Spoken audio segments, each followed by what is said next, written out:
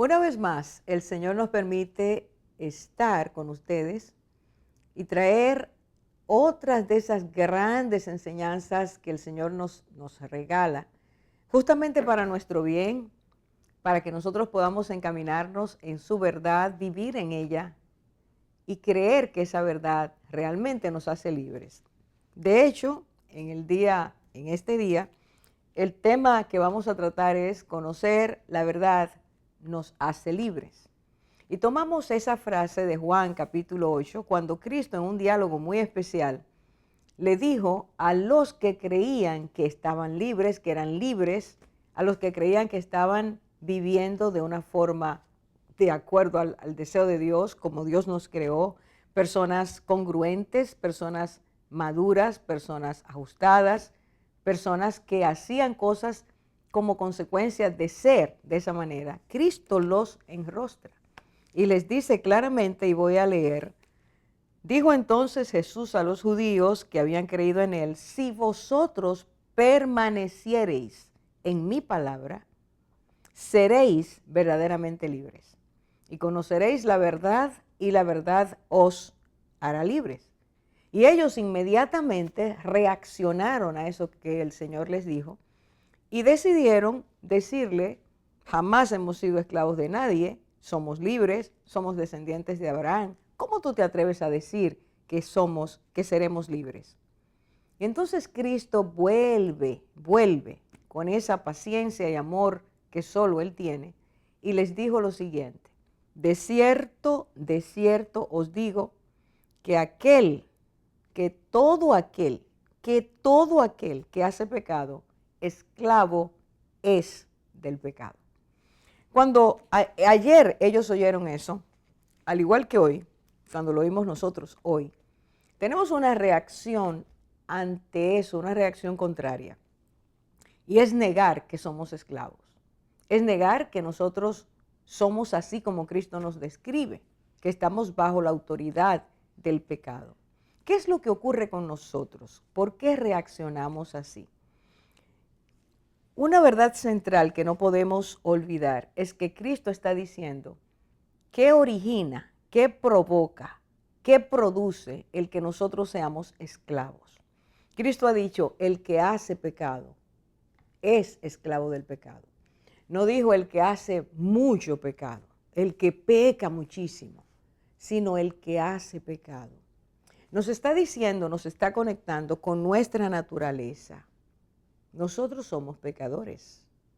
Nosotros somos desobedientes a lo que Dios nos ha dicho. Hemos roto esa ruta que Dios trazó. Y ese sentido que da sentido a la vida, que es el propósito de Dios para nosotros. Al no vivir de acuerdo a eso, las acciones que hacemos, entiéndase, nuestros pecados, son resultado directo de una condición. Es algo que todavía no entendemos a plenitud. Nosotros no somos pecadores porque pecamos. Nosotros pecamos porque somos pecadores. Nuestra naturaleza se apartó de Dios. Le dimos la espalda a Dios, le dimos la espalda a su propósito para nuestras vidas. Y entonces caminamos bajo una vestidura, porque el pecado tiene muchos disfraces, tiene mucho ropaje, y podemos andar con ropas que parecen, y así le llamamos, somos buenos, tenemos el control de nuestras vidas, no necesitamos nada, no tenemos que ir a ninguna terapia. Yo me ayudo solo, yo tengo control, yo puedo dejar cuando yo quiera. Todos estos disfraces nos mantienen atados, nos mantienen dentro de una cárcel. Y el Señor Jesús ese día estaba poniendo el dedo en una gran llaga. Esa llaga se llama pecado. Y aquellos reaccionaron, como dije hace un rato, como reaccionamos nosotros, diciendo que todo eso que otros dicen que necesitamos es falso.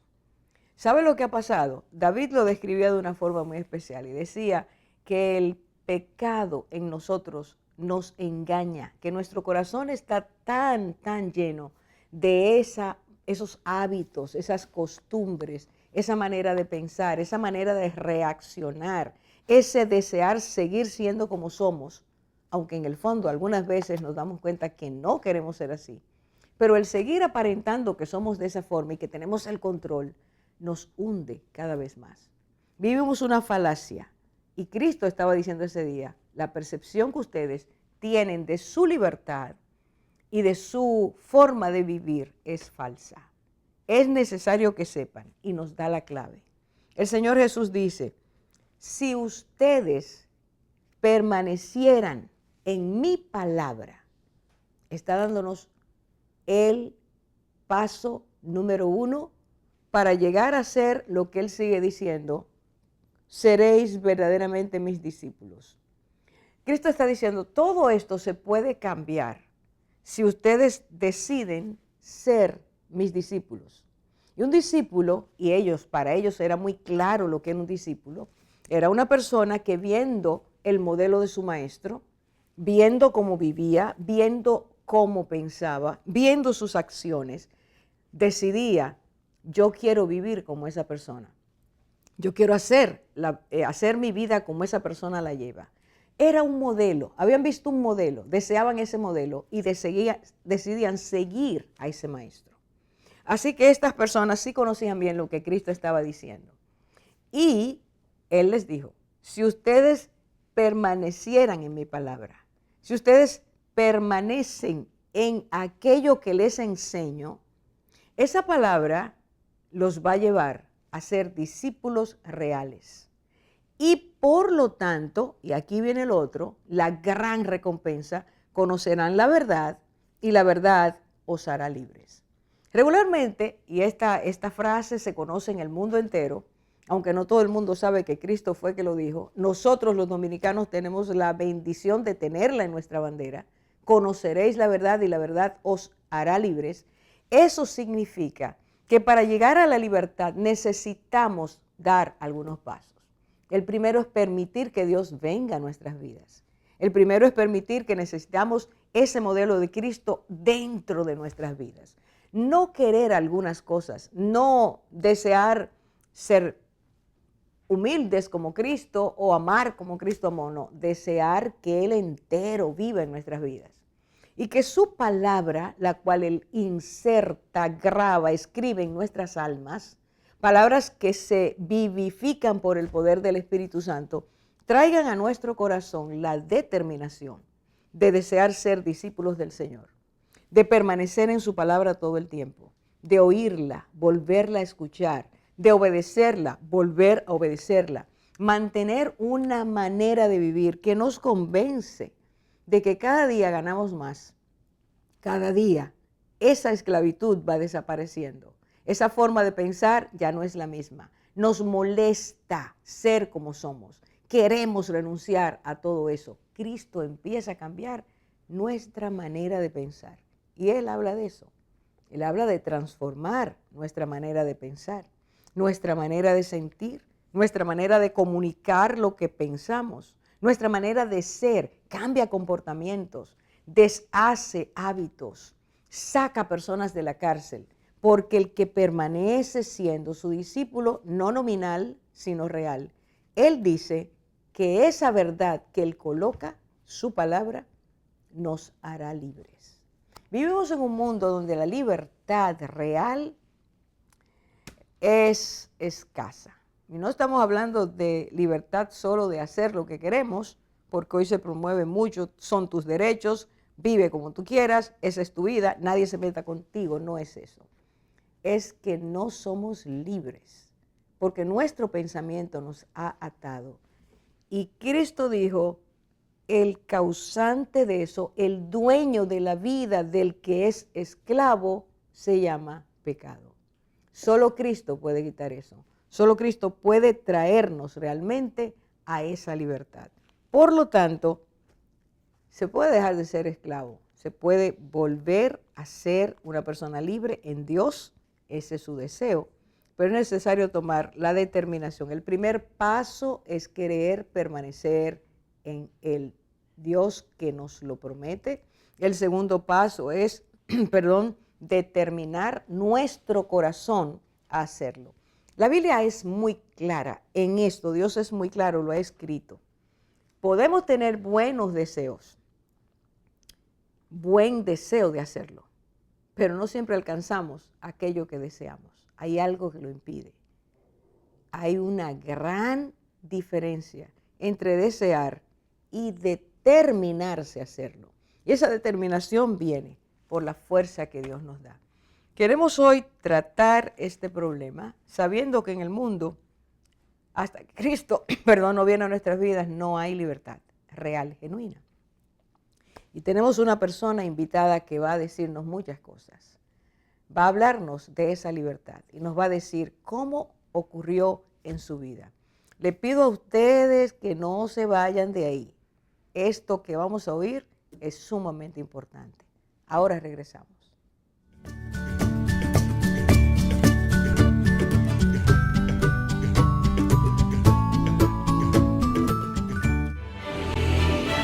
Lámpara es a mis pies tu palabra y luz para mi camino.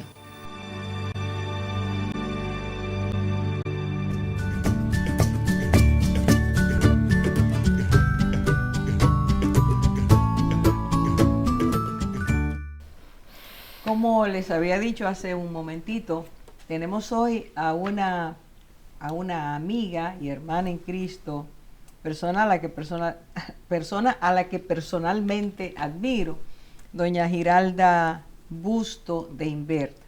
Ella es la esposa de un hombre que esta patria admira también, don Antonio, el general don Antonio Imbert Barreras. Y quisiéramos darle la bienvenida de manera formal y decirle que damos gracias a Dios porque usted ha querido venir. ¿Seguro? A contar, a decir, a testificar. Así es. Qué bueno. Agradecida yo también. Qué bueno. Doña Giralda, el 22 de abril, creo que fue el viernes pasado, el periódico Listín Diario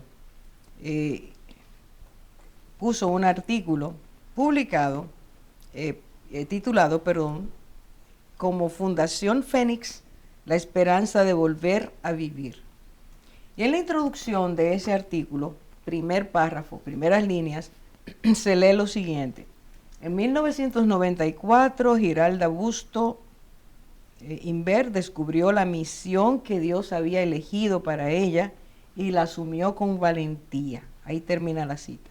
Doña Giralda, ese corto párrafo, cuando lo leí, quiso el Señor resaltar 3 palabras de eso que leímos. La primera es misión, la segunda es Dios, la tercera es valentía.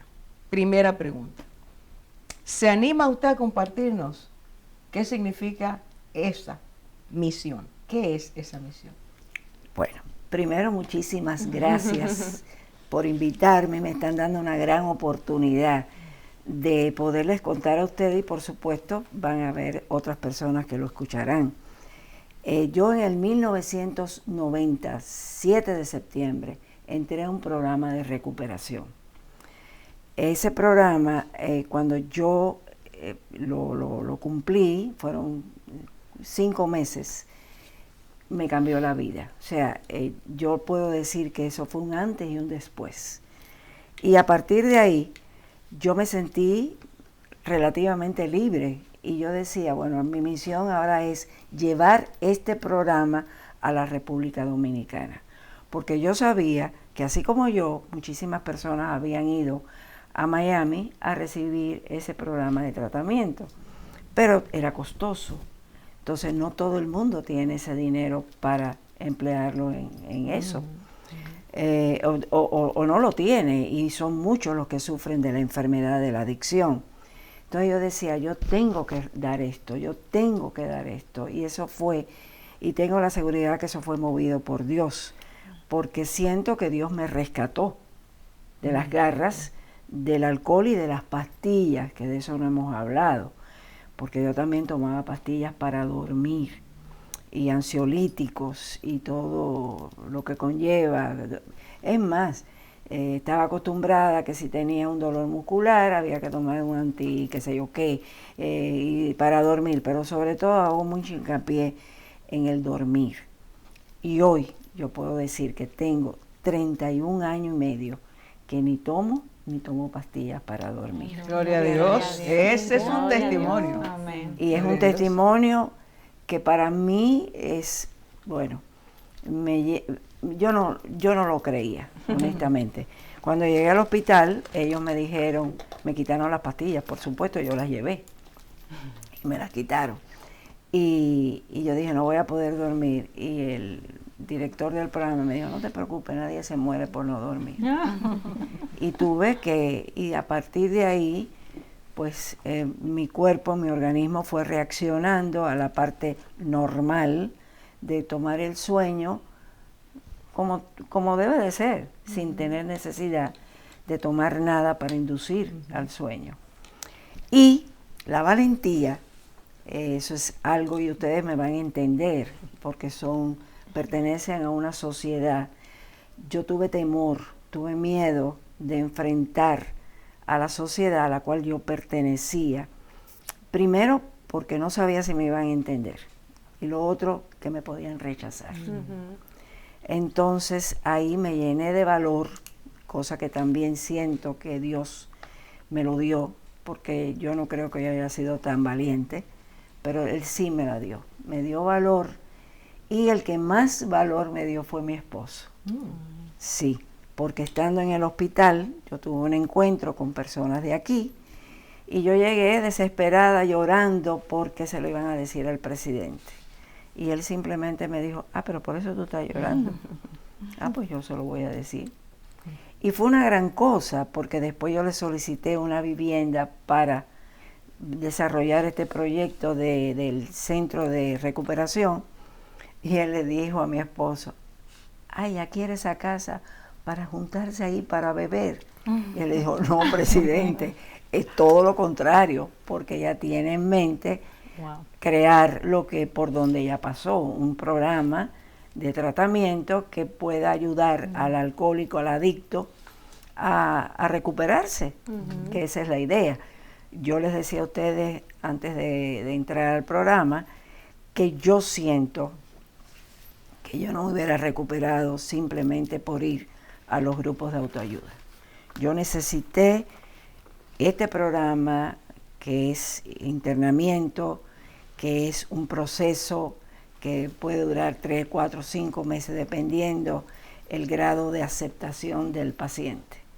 Porque mientras no se rompe la negación, tiene que estar ahí. Porque tienen que ayudarlo a ver y a tocar los fondos que esa persona ha tenido, para que se dé cuenta que sí necesita ayuda. Entonces, para mí eso era muy importante, crear aquí un lugar donde las personas de pocos recursos pudieran asistir y alcanzar lo mismo que alcancé yo. O sea, es dar lo que a mí se me dio.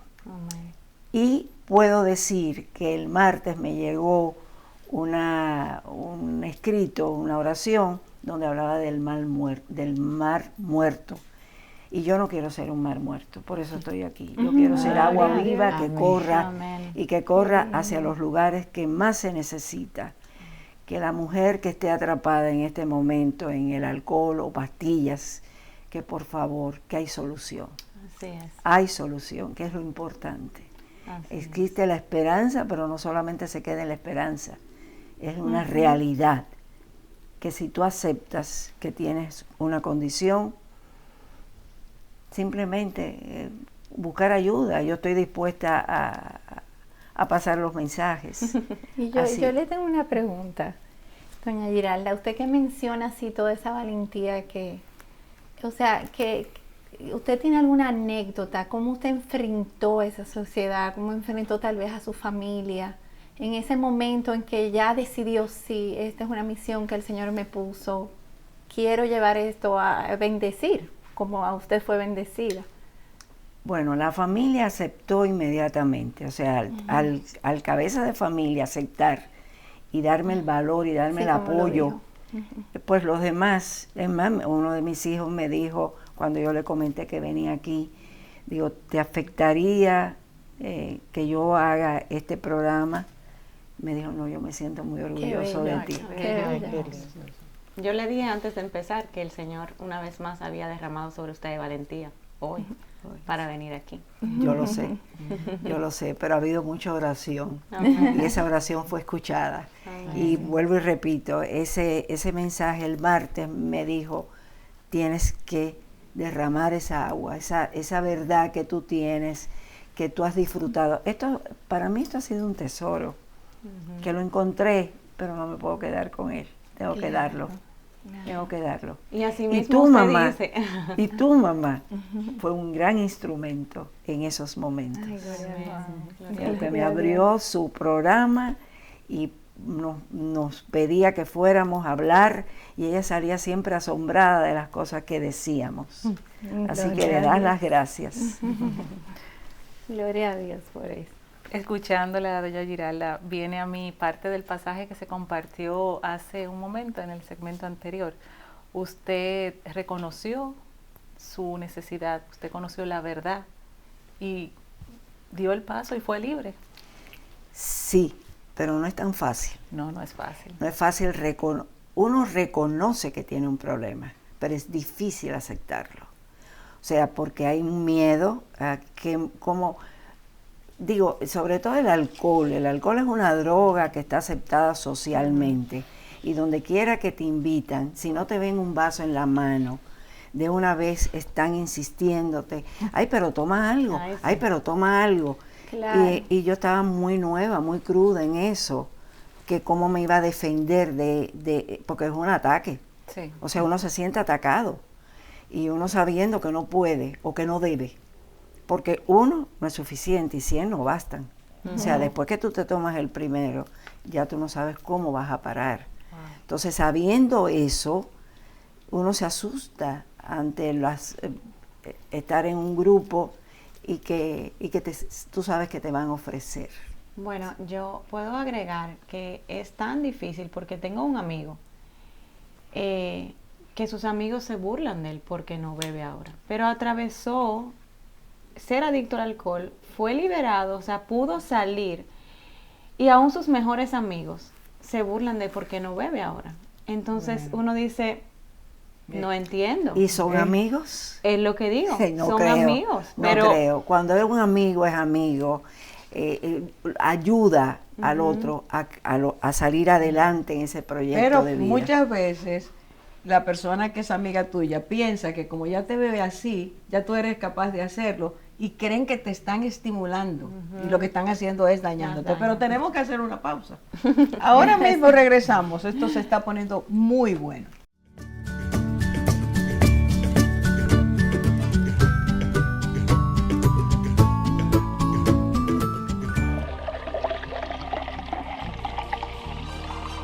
No mires cuando resplandece su color en la copa, cuando burbujea, o como el vino rojea.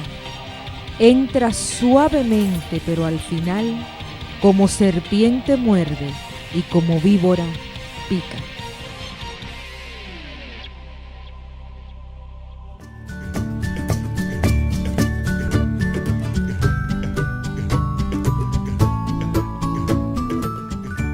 Doña Giralda, entendiendo que estamos conversando sobre un trastorno, ¿qué usted entiende por adicción y cuál es la más común de las mismas?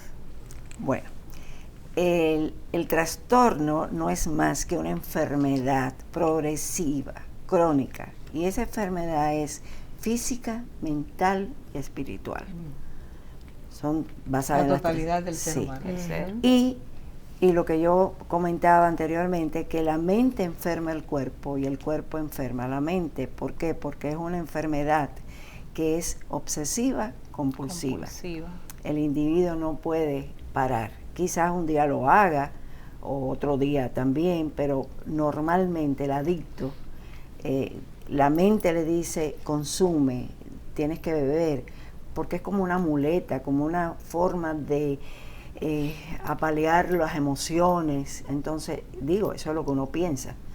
Y te dice la mente, te tienes que tomar un trago, porque tú estás pasando por una situación emocional ahora fuerte, que sé yo qué. Entonces, al tomarte el alcohol, el cuerpo, el metabolismo te responde. Claro. ¿En qué forma? En el caso del alcohólico y del adicto en sí, que te pide más. Entonces ahí entra el círculo vicioso, compulsión. O sea, quieres cada vez más. La mente te dice que quieres otro y otro y otro, y como dicen, uno no es suficiente y 100 no bastan. Wow. Y es una enfermedad de la mente, no nos gusta, pero es una enfermedad biopsicosocial, que también tiene que ver, tiene un componente que la sociedad, eso que hablábamos ahorita, si tú no tienes un vaso en la mano, como que falta algo. No, pero tú tienes que tomarte un trago. No, pero tú... Y te hablo del alcohol, específicamente, aunque hay otras sustancias y hay conductas, porque también hay conductas. El alcohol está aceptado, es una droga, por favor, es una droga. No me la defiendan, es una droga muy adictiva. Y es socialmente aceptada. Socialmente aceptada. Entonces, al estar socialmente aceptada, estás en el compromiso de que tú te brindan alcohol. Y si tú no lo tomas, entonces tú no estás en nada. Pero tú no estás en nada. Pero tú y entonces muchas veces uno se inventa, no, que estoy tomando antibióticos, porque no quieres enfrentar a esa sociedad, a esa persona que te insiste. Tiene mucho que ver entonces con la presión social. Claro, no, positivo. Y de ahí se han generado otras adicciones a drogas que las mismas muchachas le dicen a los muchachos, a los jóvenes, tú no fumas, tú no usas cocaína, tú nunca has probado la cocaína, pero tú no estás en nada.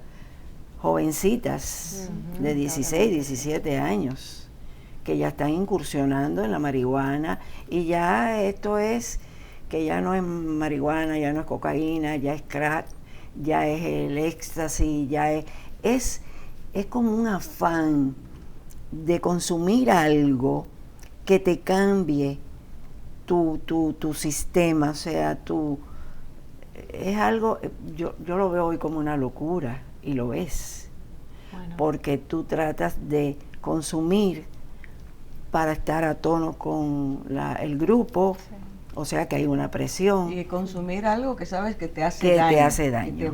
Te está matando. Y que a pesar de eso, lo vuelves a consumir. Sí, porque el peligro es el primero. Exacto. Ahí exacto. está Los jóvenes dicen, lo voy a probar para ver, porque es tanto lo que me hablan, sencillamente para allá decir que ya lo hice. Exacto. Y como que hasta para que salir de mis amigos, para que me dejen tranquilo. No, y para que te acepten. También. Pero quedan enganchados. Y es la trampa, esa es la trampa. trampa. Y tal vez dicen, yo no caigo en eso, en adicción, a mí no me va a pasar. Mucha gente, Ujú. millones. La mayoría. Millones. Sí. La mayoría. Y hay drogas altamente adictivas, que puede ser, porque también, déjenme decirle, esto es una condición que puede ser genética. Una predisposición genética. Una predisposición genética. En mi caso, un tío mío, brillante, abogado, murió en la cuneta. O sea que yo vengo con esa situación, predisposición.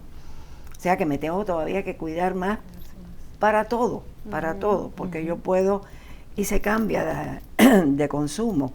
O sea, yo puedo parar de tomar y empiezo a comer, o empiezo a comprar. Por eso es que usted dice que la adicción es una enfermedad. Y es compulsiva. Y es compulsión. Y es una enfermedad de la mente. De la mente, aunque no nos guste. Que al final, perdón, Orfa, es buscando satisfacer algo porque qué bueno, nos falta. qué bueno. El alma Porque usted necesita. hablaba y solamente, o sea, se me encogía el corazón, Te porque lo digo, vivimos todos, o pero- sea, es una necesidad que tenemos todos y lo llenamos con cosas que al final no nos van a saciar. Déjame decirte precisamente, es un vacío, por eso es una enfermedad también espiritual, porque es un vacío espiritual que queremos llenarlo con un sinnúmero de cosas. Lo queremos llenar hasta con las relaciones. Hay relaciones enfermizas y sin embargo, tú te crees que si esa persona se te va de tu lado, te vas a morir. O sea que tú estás adicta a esa persona. Es lo que se llama codependencia. Codependencia también. Y vamos a hablar un poquito de las conductuales, porque hay adicción conductual. Está el juego, o sea, el ¿cómo le dicen al jugador esto? Que apuestan. Sí, no, pero tiene su nombre. Ludopatía. Ludopatía. La ludopatía, Ludópata. la ludopatía es una adicción y también se hereda. Tú ves casos de una persona que tú la ves jugando en los casinos y lo está perdiendo todo. Sin embargo, un abuelo, el papá, alguien te hacen la historia. No, fulano se mató, porque acuérdate que era jugador y lo perdió todo. O sea que se arrastra. La otra parte conductual son los videojuegos. Muy común. Que ahora común. está muy común. Eso está con la pandemia, la pornografía. O sea, que no solamente es consumo de sustancias, sino existen las conductuales. Y personas que se gastan un dineral porque están, como decías tú, llenando un vacío con comprar, y eso no les va a llenar nunca. Así es. Eso solamente se llena con Dios, Amén. con la palabra y poniéndonos en sus manos. O sea, ese vacío, ya yo lo llené. Lo estoy llenando, o mejor dicho, lo estoy llenando diariamente, Amén, porque amén. esa es otra cosa. Si no se cultiva, entonces volvemos otra vez. Por eso Cristo decía, perdonando, si permanecéis. Es que hay que permanecer, para que esa palabra limpie, santifique y purifique. Pero tú vas a decir algo interesante, Nicauri. Sí. John Baker fue un exadicto que, siendo cristiano, escribió el libro 8 decisiones sanadoras. Y él afirmaba lo siguiente: reconocer su necesidad es decidirse por la realidad. En base a su experiencia, nosotros quisiéramos que nos diga, para una persona adicta, ¿resulta fácil reconocer su condición o le cuesta hacerlo y por qué? Mucho trabajo. El miedo, si yo acepto que soy una adicta, una alcohólica, eso mismo, yo no voy a poder dormir si no me tomo la pastilla. Entonces viene el temor de cómo voy a enfrentar mi vida sin aquello que ha sido parte de la misma durante años. O sea, en mi caso, yo puedo decir de que no fueron tantos años de una manera. Yo tuve una oportunidad de tomar socialmente, pero ya cuando esto se pasa la línea, que es muy finita, a que ya se convierta en el problema. Muchas veces tenemos que pasar por muchos fondos para darnos cuenta, y fondos que a veces te lleva a la muerte, porque esta enfermedad tiene 3 caminos, yo le digo que hay 4. Te lleva a la cárcel, te lleva a cementerio y te lleva a hospitales, pero yo digo que te lleva también a la solución de buscar una recuperación. Y ese camino de la recuperación es lo más hermoso que yo he encontrado en mi vida. Eso yo no lo cambio por nada, por nada, por nada, por nada. Me costó trabajo aceptar que lo era, que era una adicta, pero una vez, y pasó años, yo puedo decir que sin recaer, a mí me bailaba la botella, a mí me bailaba la pastilla. A mi casa dijeron, saquen todo el alcohol, saquen todas las pastillas. ¿Por qué? Porque no la puedo, o sea, no estaba apta todavía, no estaba lo suficiente fuerte como para no cogerla y haber recaído. También, Dios me protegió, porque me bailó mucho. Otra pausa tenemos que hacer. Continúe el hilo de esto, y mientras Mire hacia adentro y pídale al Señor si usted es sin saberlo o si sabiéndolo está negándolo. Ahora regresamos.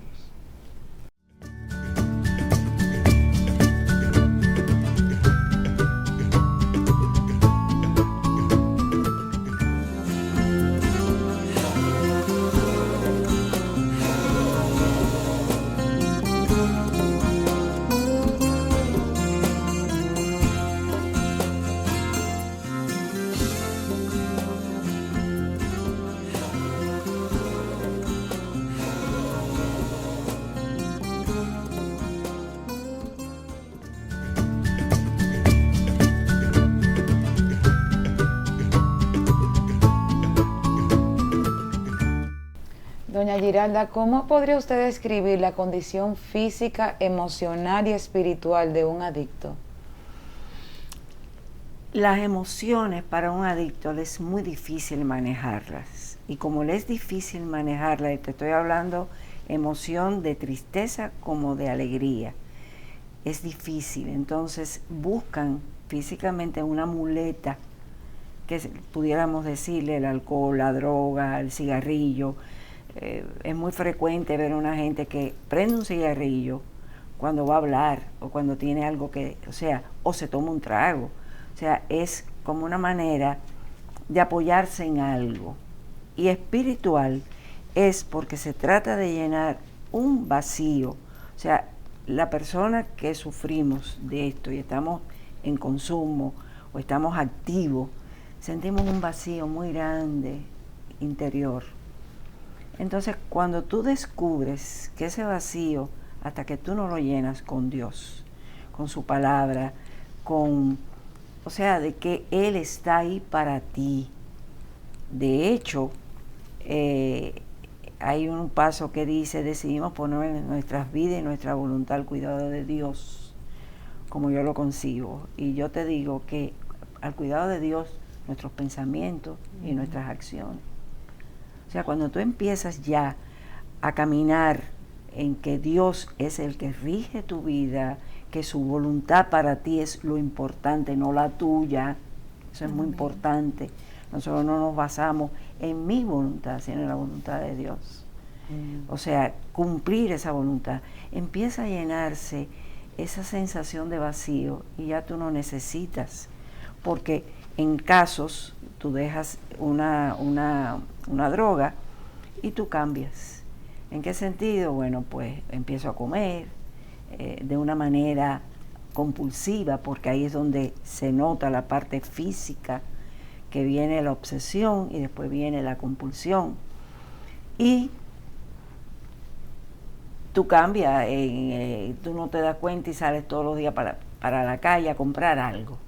Aquí hay personas que en plena pandemia iban y hacían una fila en la farmacia, que eso me llamaron a mí para decirme esta historia. Dice, pero es que ella es adicta a la compra. Ella tenía que ir a la farmacia todos los días a comprar algo, un disparate, pero tenía que comprar. Wow. Y posiblemente que no lo necesita. Posiblemente. Entonces, doña Giralda, ¿qué consejos usted le daría a aquellas personas cuya voluntad está gobernada o bajo la tiranía de la adicción, cualquiera que sea? Y fíjate, ahorita me acordé que mi psicólogo y el director del programa decía, no sé si es verdad, pero está muy bien, que en griego adicción quiere decir esclavo de. Así es. Esclavo de. Entonces, yo me pongo de ejemplo, uno quiere ser libre, sin embargo, uno cada día se está esclavizando más con el consumo. Entonces, personas que ojalá que me estén escuchando, que me estén viendo, yo estoy en la mejor disposición de pasar el mensaje, de hablarle directamente, pero indudablemente hay que tener valor. Pero ese valor nos los da también Dios. Si tú le pides, y yo le sugiero que lo pida de rodillas. De rodillas es más bonito. De rodillas como que nos sentimos más altos.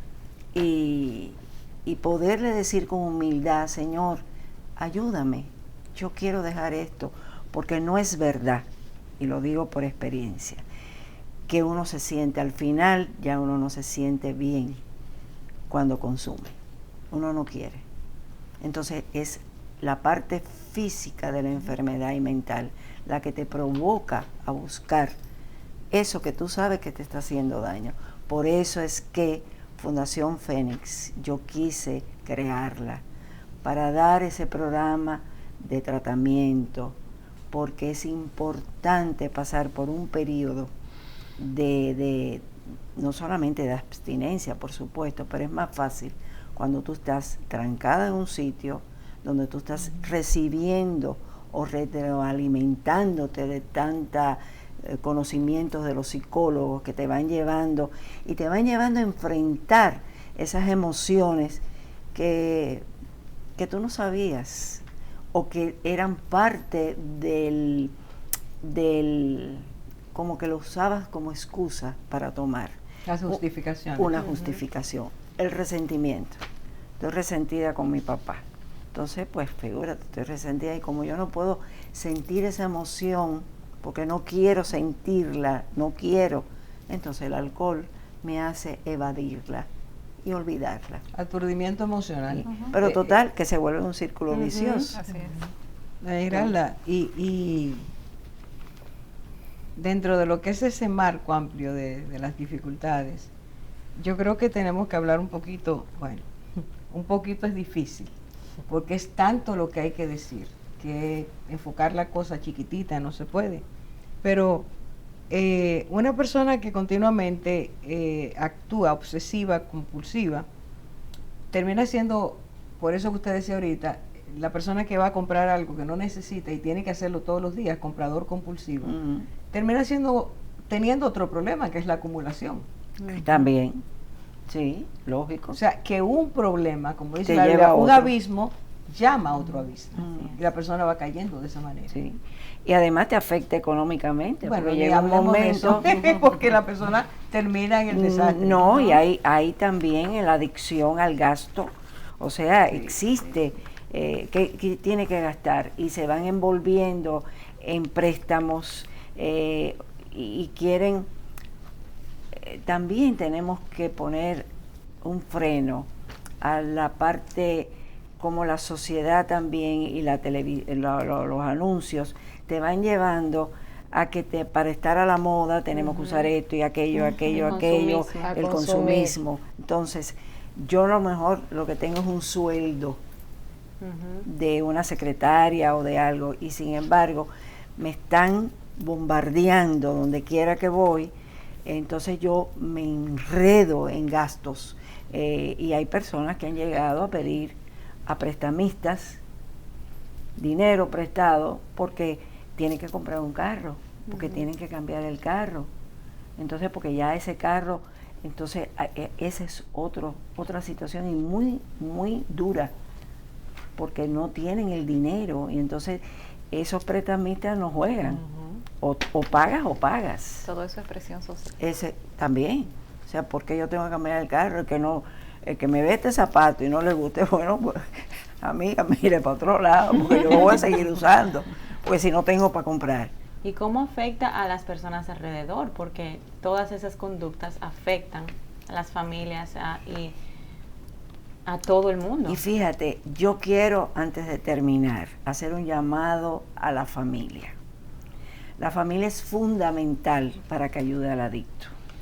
Pero si la familia misma se siente avergonzada de que tiene un hijo o tiene una hermana, el estigma, o sea, uno mismo se lo está poniendo.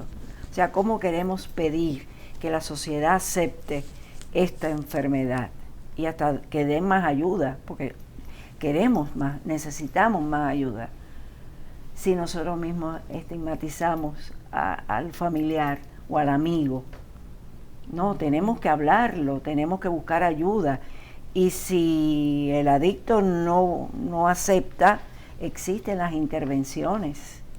O sea, se busca el médico, se busca la familia en sí, para que intervenga al amigo o al familiar y decirle, mira, tú estás ocasionando muchos problemas Mira, mi mamá y mi papá están endeudándose porque te están complaciendo en esto o en aquello. O sea, la familia se tiene que involucrar, pero involucrarse de una manera igual que como queremos que el adicto, que acepte que es una condición, que es una enfermedad, que no es porque la persona quiere ser así, que necesita ayuda. Muchas veces cometen faltas y es un grito pidiendo ayuda. La familia tiene que convertirse en la red de apoyo. De apoyo, para correcto. ese- Y estar esa alerta persona. porque el adicto está a lo mejor en una situación muy crítica y hace cosas para que tú te fijes en él y busques esa ayuda que él necesita. Sin embargo, Normalmente a veces es un rechazo. pero es que no podemos entrar a ese punto ahora, doña Giralda, pero hablo como una persona que tiene experiencia, porque mi hermano cayó a los 12 años en eso, en un tiempo en que eso ni se conocía, y terminó simplemente, murió, como usted dice, el final muerte. Pero muchas veces el agotamiento emocional es tan profundo y el dolor, las heridas que produce, nadie tiene idea de lo que es tener un adicto dentro de la casa. Cuando uno lo ama y tú ves a esa persona que cambió de un día para otro. El punto es el siguiente: la familia debe ser el apoyo, pero muchas veces la familia está sin fuerzas. Ahí tendríamos que hablar en otro programa de eso, porque además se añade que la crisis de la familia en el día de hoy, cada día la familia tiene menos recursos para ayudar, menos recursos emocionales. Entonces estamos cayendo en dos grandes problemas al mismo tiempo. Y uno ve que el adicto está disfrutando en un momento, pero la familia está sufriendo. Por supuesto, por supuesto. Porque está viendo El viendo el deterioro. deterioro y Claro. viendo al familiar que ama caer. Claro. Tenemos que terminar. Bueno, pues Y aquí me decirle- tienen. Y decir que damos gracias a Dios porque usted hoy quiso compartir una experiencia que produjo en su vida tanto dolor, pero dar el testimonio de que sí Dios puede. Sí, claro Y que cambia, como usted me dijo, la buena voluntad en No, la fuerza, no, al contrario, la fuerza de voluntad que no funciona en la buena voluntad. Y buena voluntad quiere decir determinarse. Ah, Saber que Dios está ahí y que hay personas y que hay que como usted, buscarlo. claro, y que hay personas como usted que pueden ayudar. ¿Cómo y no? comprender, ¿Cómo no? Porque entraron en la experiencia de ayudar. a Ya los lo demás. creo. Gracias por hacerlo. Pues, que el Señor la siga bendiciendo. Amén. Y siga Ya usted- siendo no un mar seco. No el mal sino- muerto. Bueno, eso muerto, que muerto, no, que tiene se vida, queda, que no tiene vida. No tiene vida. Yo quiero seguir sino siendo fuentes de vida. agua que corra Amén. para Amén. ayudar a los Gloria al demás. Señor. Amén. Tú tienes o no tienes a alguien cercano, o quizás tú mismo o misma sufres. Dios está diciéndote que si tú permaneces en Él, Él te hará libre. Amén. Dios te bendiga. Amén.